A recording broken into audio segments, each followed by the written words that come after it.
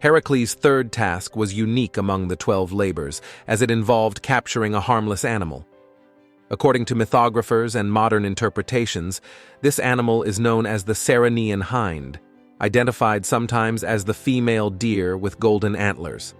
However, due to its shining golden horns, it is also occasionally referred to as the stag. This hind, adorned with golden antlers and bronze hooves, was sacred to the moon goddess Artemis. King Eurystheus of Mycenae, angered by Heracles' successful completion of his first 2 tasks and under the influence of Hera, decided to set Heracles the task of capturing the Ceryneian Hind, which he believed Heracles would fail to accomplish.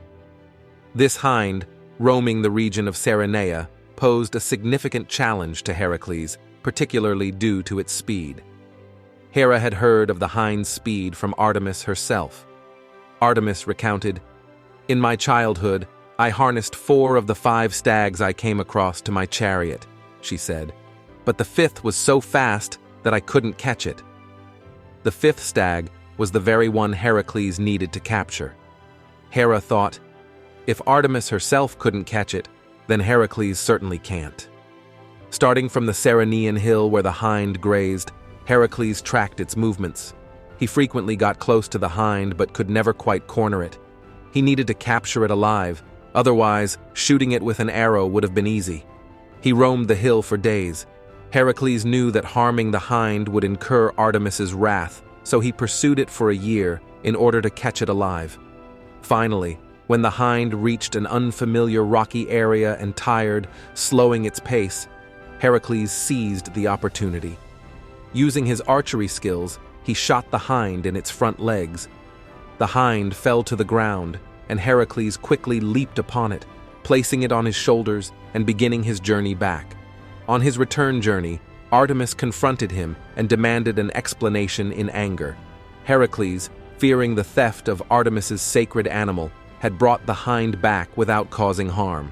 Explaining that he had fulfilled Eurystheus's command and faced great difficulties, Heracles managed to calm Artemis's anger. Artemis allowed him to take the hind back as long as he did not harm it and returned it promptly. Eurystheus wanted to place the hind in his garden.